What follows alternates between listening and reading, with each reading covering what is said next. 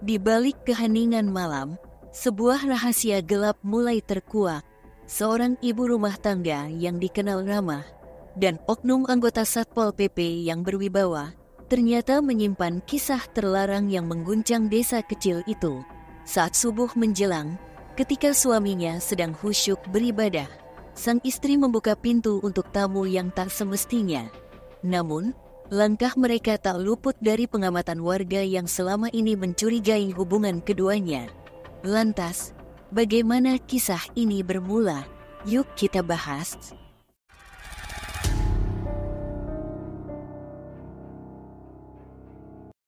Di sebuah kampung kecil bernama Paya Bujuk Tunong, yang biasanya dihiasi suasana damai dan harmonis, terselip kisah yang menggemparkan warga setempat.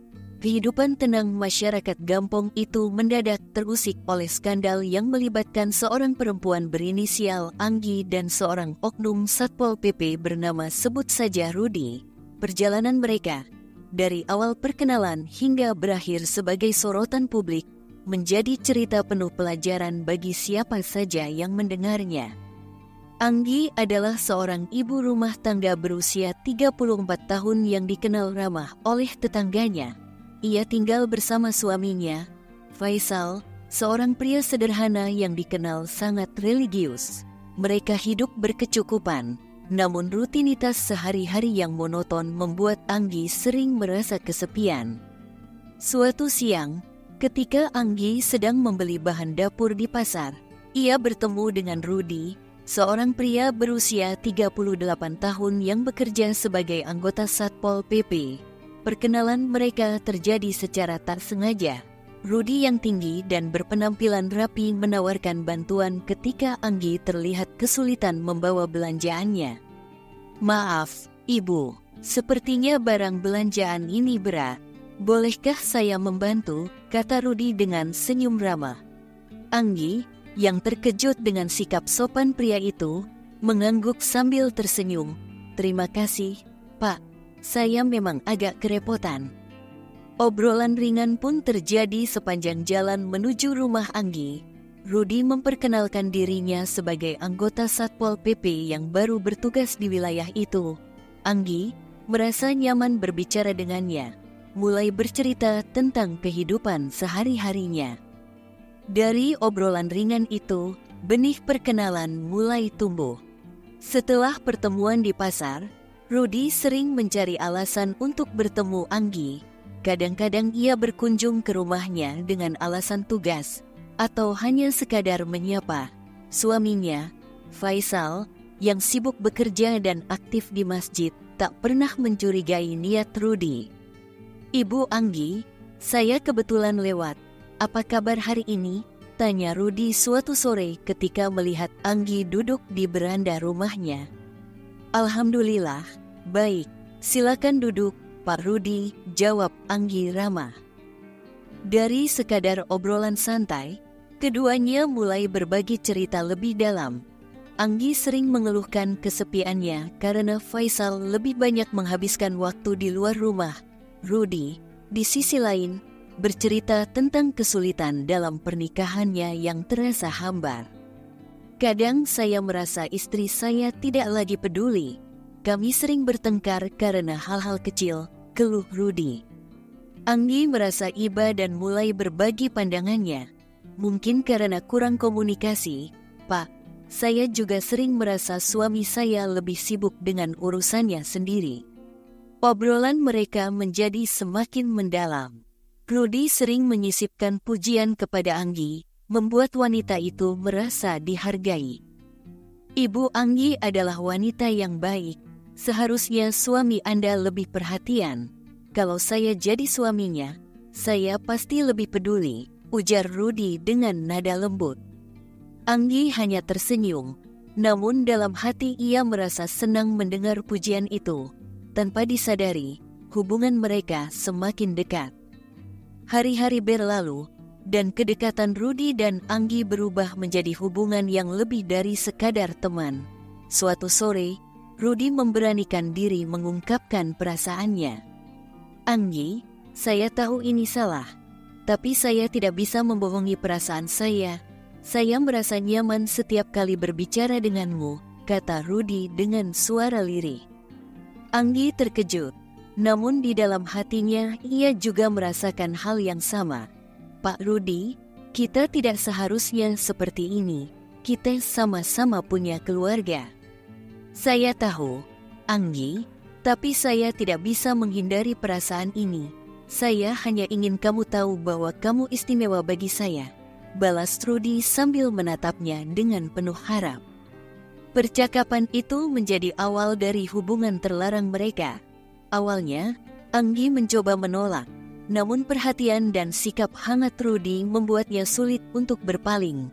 Mereka mulai sering bertemu secara diam-diam, memanfaatkan waktu ketika Faisal pergi ke masjid untuk salat subuh atau maghrib. Pada suatu pagi, seperti biasa, Faisal pergi ke masjid untuk salat subuh. Rudy yang sudah terbiasa dengan jadwal itu, datang ke rumah Anggi. Di pagi yang jarang terlihat orang dia masuk lewat pintu belakang. Lalu, mereka berbicara di ruang tamu, berbagi cerita seperti biasanya. Anggi, kamu tahu, aku selalu menunggu saat-saat seperti ini. Hanya denganmu aku merasa tenang, kata Rudy sambil menggenggam tangan Anggi. Aku juga merasa begitu, Rudy, tapi aku takut. Bagaimana jika orang-orang tahu? Jawab Anggi dengan nada cemas. Kita hanya perlu berhati-hati. Tidak ada yang akan tahu selama kita menjaga ini, balas Rudy meyakinkan. Rudy dengan perkataannya bisa meyakinkan apa yang menjadi kekhawatiran Anggi. Lalu mereka berkencerit, membuat seakan-akan dunia adalah milik mereka berdua. Namun, pagi itu menjadi akhir dari rahasia mereka. Warga yang sudah lama curiga, memutuskan untuk mengintai. Ketika Rudy keluar dari rumah Anggi sekitar pukul 5 pagi, sekelompok pemuda langsung menghadangnya. Pak Rudy, apa yang Anda lakukan di sini pagi-pagi seperti ini? Tanya salah seorang pemuda dengan nada tegas. Rudy terdiam, wajahnya pucat. Anggi yang melihat kejadian itu dari balik pintu, menangis ketakutan. Warga kemudian membawa keduanya ke kantor kecil sebelum menyerahkannya kepada petugas Wilayatul Hisbah, WH. Di kantor syariat Islam, Rudy dan Anggi akhirnya mengakui kesalahan mereka. Kepada petugas WH, mereka mengaku sudah beberapa kali melakukan hubungan pengenceritan. Kami menyesal, kami khilaf, kata Rudy dengan suara bergetar. Benar, kami hanya sempat berkencerit pagi itu, tapi kami tahu ini tetap salah, tambah Anggi sambil menangis.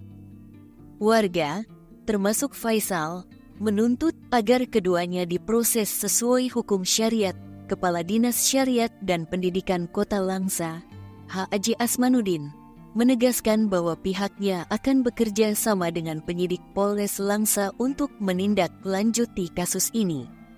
Kisah ini menjadi pembicaraan hangat di Gampong Paya Bujuk Tunong. Banyak warga merasa kecewa, terutama karena kasus ini mencoreng nama baik Gampong. Namun, dari kejadian ini, masyarakat belajar tentang pentingnya menjaga kehormatan dan kepercayaan dalam sebuah hubungan. Faisal, meskipun merasa sangat terluka, memilih untuk tetap bersikap tenang. Saya serahkan semuanya kepada Allah. Biarlah hukum berjalan sebagaimana mestinya, ucapnya dengan suara bergetar. Tetapi akhirnya Faisal memilih menceraikan istrinya. Dan menurut kabar yang beredar, Rudy diberhentikan dari pekerjaannya dan rumah tangganya hancur. Dalam kasus seperti yang melibatkan pelanggaran hukum syariat di Aceh, hukuman yang diberikan tergantung pada bukti dan hasil penyelidikan oleh pihak berwenang, termasuk Wilayatul Hisbah, WH, dan penyidik Polres.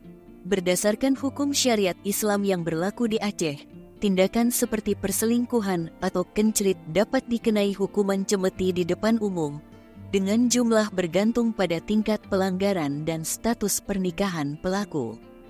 Dalam kisah ini, Rudy dan Anggi telah mengakui kepada petugas bahwa mereka pernah melakukan hubungan berkencerit di beberapa kesempatan sebelumnya. pengakuan ini bisa dijadikan dasar hukum untuk menjatuhkan hukuman sesuai syariat Islam.